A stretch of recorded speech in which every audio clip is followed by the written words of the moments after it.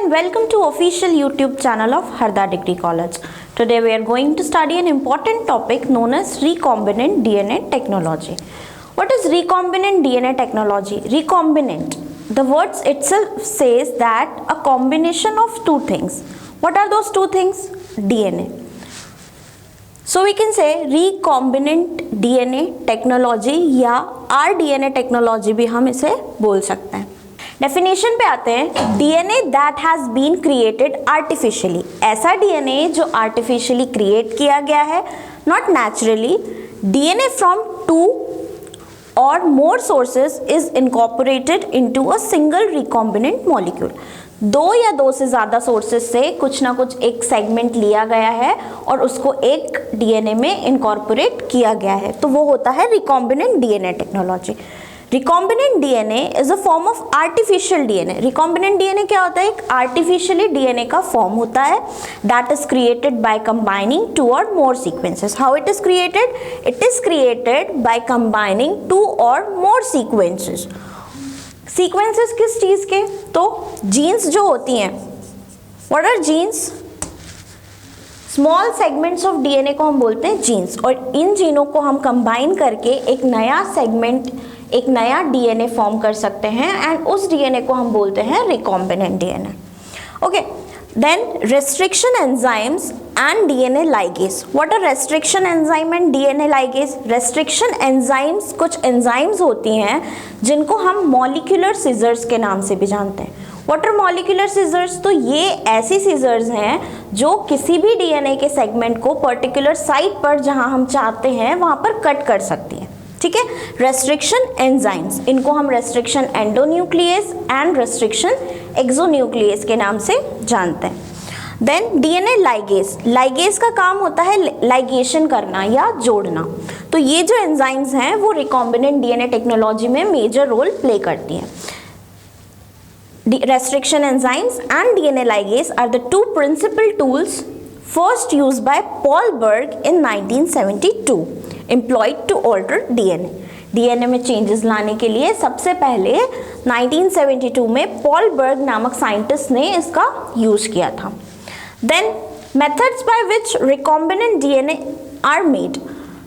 अब recombinant DNA कैसे बनते हैं? डीएनए हम किसी भी ह्यूमन से ले सकते हैं, एनिमल से ले सकते हैं, बट हमको अगर रिकॉम्बिनेंट डीएनए बनाना है तो usually we have bacterial cell. Bacterial cell, for example this is a rough diagram of E coli which is a bacteria. It has a plasmid. Plasmid DNA तो होता ही है इनमें, फ्री डीएनए, बट इसमें एक होता है plasmid. And what is plasmid? Plasmid is extra chromosomal DNA found in the bacterial cell. किसी भी बैक्टीरिया के सेल में एक्स्ट्रा क्रोमोसोमल जो डीएनए होता है वो प्लाज्मिड होता है, and it has several sites. इस प्लाज्मिड में बहुत सारी साइट्स होती हैं जहाँ पर हम कट कर सकते हैं, और जो हमको डीएनए इंसर्ट करना है उसमें वो हम इंसर्ट कर सकते हैं. सो बैक्टीरिया में मेथड्स होते हैं transformation, transduction and conjugation. In method से हम रिकॉम्बिनेंट डीएनए टेक्नोलॉजी का यूज़ करते हैं. आप यहाँ पर डायग्राम में देख सकते हैं. This is plasmid. E coli means Escherichia coli का प्लाज्मिड है ये. यहाँ पर इस प्लाज्मिड को कट कर दिया गया है. कट किससे किया है? अभी हमने पढ़ा था कि रेस्ट्रिक्शन एंडोन्यूक्लियस जो एंजाइम होती है या रेस्ट्रिक्शन एंजाइम जो होती हैं उनसे इसे कट किया है. कट किया तो यहाँ पर स्टिकी एंड्स हो गए. स्टिकी एंड्स मीन्स ऐसे एंड्स जो उनमें आने वाला जीन का सेगमेंट है उसको अपने आप से अटैच कर लेंगे. एंड फिर यहाँ पर हमने एक फॉरेन डीएनए लिया. उस फॉरेन डीएनए को हम यहाँ पर इंसर्ट करेंगे. इस साइट पर जहाँ पर हमने कट किया है इस फॉरेन डीएनए को यहाँ पर इंसर्ट करेंगे, और जब ये इंसर्ट किया न्यू डीएनए इसमें, तो ये जो बना this is what we call a recombinant DNA. Okay, plasmid है, फॉरेन डीएनए है. प्लाज्मिड को हम कट करेंगे कुछ एंजाइम्स के यूज से, which is a restriction enzyme. फिर उसमें स्टिकी एंड्स क्रिएट हो जाएंगे। Then what will do, foreign DNA को इसमें इंसर्ट करेंगे एंड आफ्टर द इंसर्शन यहाँ पर क्या हो रहा है, हाइब्रिडाइजेशन हो रहा है। और एक जो एंजाइम है डीएनए लाइगेज, हमने अभी बोला था कि डीएनए लाइगेज क्या करती है, लाइगेशन का या जोड़ने का काम करती है। तो उसने जोड़ दिया यहाँ पर स्टिकी एंड से फॉरेन डीएनए को, और जो नया डीएनए बना उसे हम बोलेंगे recombinant DNA. And this recombinant DNA is now inserted into the bacteria. अब यहाँ पर उसकी मल्टीप्लिकेशन की जो प्रोसेस है वो होगी। Recombinant DNA या rDNA technology has made revolutionary impact in area of human health care. Human health care में इसकी सबसे ज़्यादा एप्लीकेशन है। क्यों? जो भी मेडिसिन्स बन रही हैं, इंसुलिन बन रही है या जितनी भी फार्मास्यूटिकल्स चीज़ें हैं, वो सब क्या है, रिकॉम्बिनेंट डीएनए की हेल्प से बन रही हैं। by enabling mass production of safe, pure and effective rDNA expression products। और ये सब जो चीज़ें बन रही हैं, जो मैंने एग्जाम्पल्स आपको दिए, ये क्या हैं, RNA expression, rDNA expression products हैं जो कि सेफ हैं, प्योर हैं एंड हाईली इफेक्टिव हैं। नेक्स्ट है recombinant DNA is specifically from 2 or more DNA incorporated into a single molecule। मतलब 2 या 2 से अधिक डीएनए को अगर हम एक ही मॉलिक्यूल में या प्लाज्मिड में इंसर्ट करेंगे तो हमारा रिकॉम्बिनेंट डीएनए बन जाएगा। ये प्रोसेस अभी हमने देखी है। नेक्स्ट पॉइंट है genetic engineering, recombinant DNA technology. Genetic engineering, recombinant DNA technology, genetic modification मतलब जीन्स में चेंजेस लाना, and gene splicing are the terms are applied to direct manipulation of organisms gene।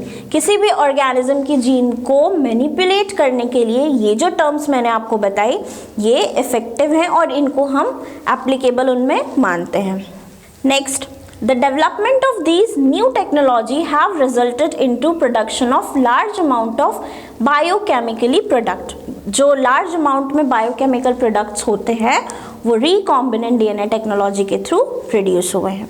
और जो रिकॉम्बिनेंट डीएनए टेक्नोलॉजी है उसमें micro organism का तो use होगा ही। क्यों यूज़ होगा? To create new pharmaceuticals and to create safer more effective version of therapeutic agents.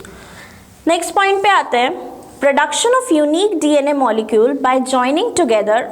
Production of unique DNA molecule, unique DNA molecule का प्रोडक्शन करना है by joining together 1 or more DNA fragments not normally associated with each other which can replicate in the living cell। मतलब किसी भी living cell में कोई भी चीज़ replicate कर रही है। फॉर एग्जाम्पल इसका सीधा सीधा मतलब ये है कि ये हमारा प्लाज्मिड है and this is our desired DNA. हमने यहाँ से कुछ एक सेगमेंट कट किया हमने with the help of restriction endonuclease enzyme. इसे हमने कट किया and we took it to this side. अब यहाँ पर इस प्लाज्मिड को भी कट किया with the help of restriction enzyme. Sticky ends create हो गए यहाँ पर एंड इन दोनों को हमने एक दूसरे में जोड़ दिया या इंसर्ट कर दिया एंड हाइब्रिड डीएनए बना लिया।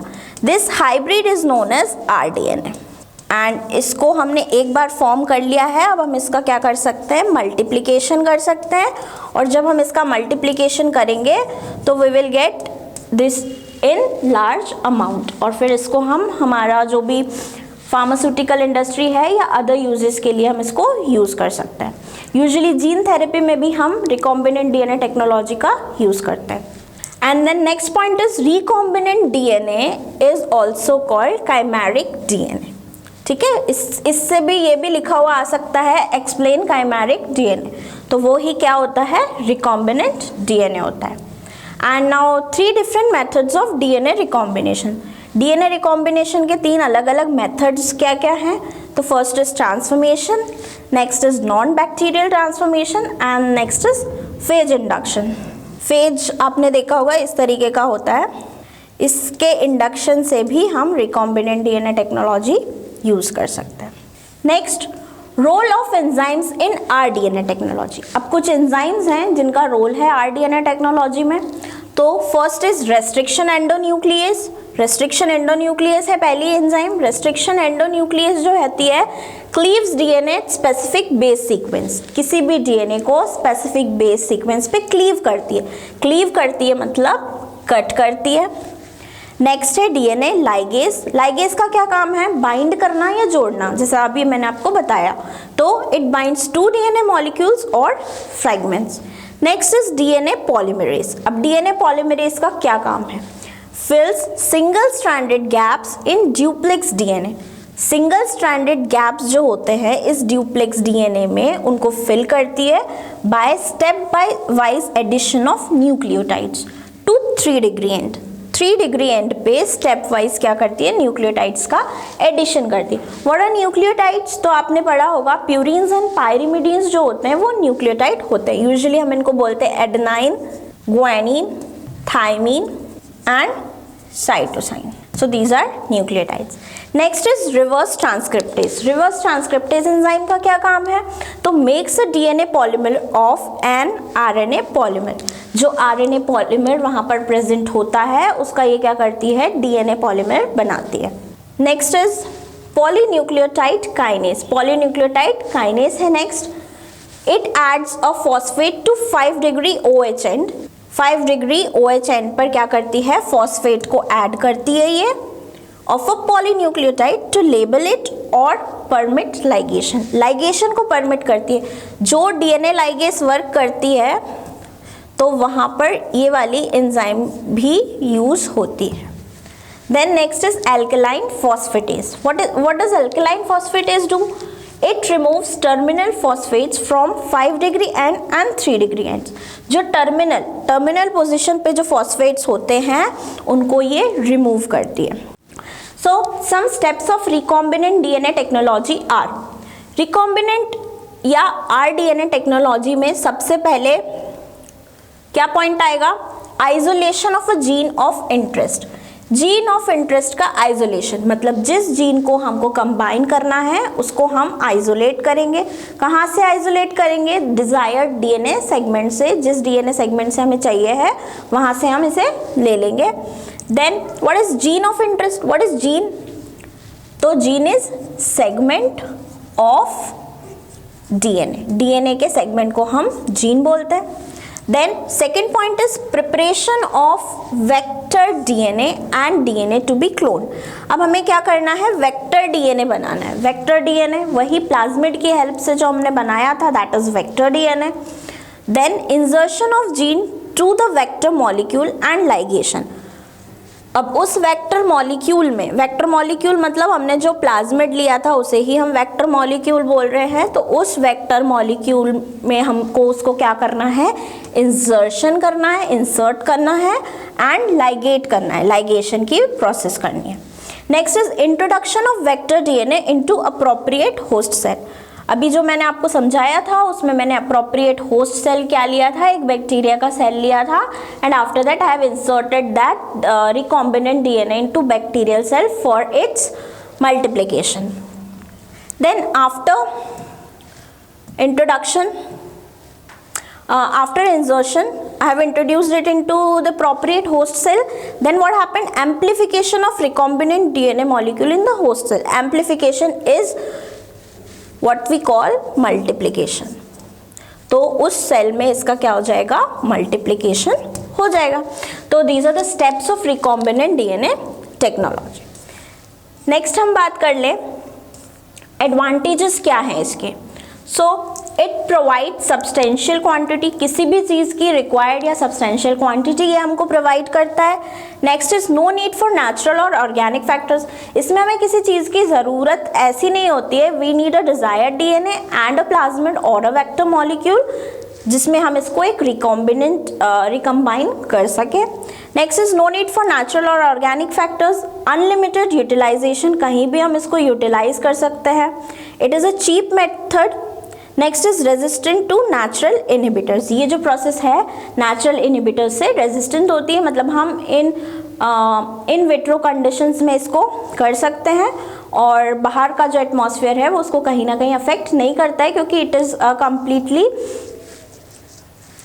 resistant to natural inhibitors. Next इसके क्या डिसएडवांटेजेस हैं रिकॉम्बिनेंट डीएनए टेक्नोलॉजी के।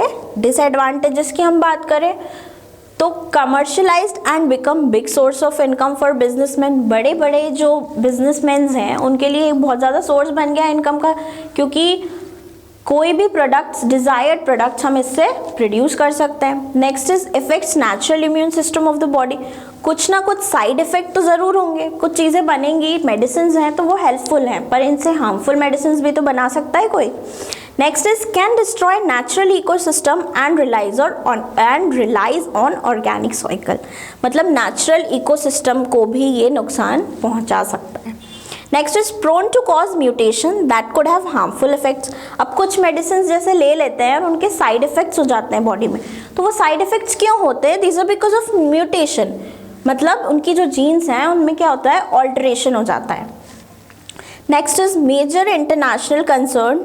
बहुत ज़्यादा इंटरनेशनल कंसर्न टॉपिक है, because manufacturing of biological weapons, क्या बन सकता है इससे? बायोलॉजिकल वेपन्स बन सकते हैं। अभी कोविड आया था, that was also biological weapon.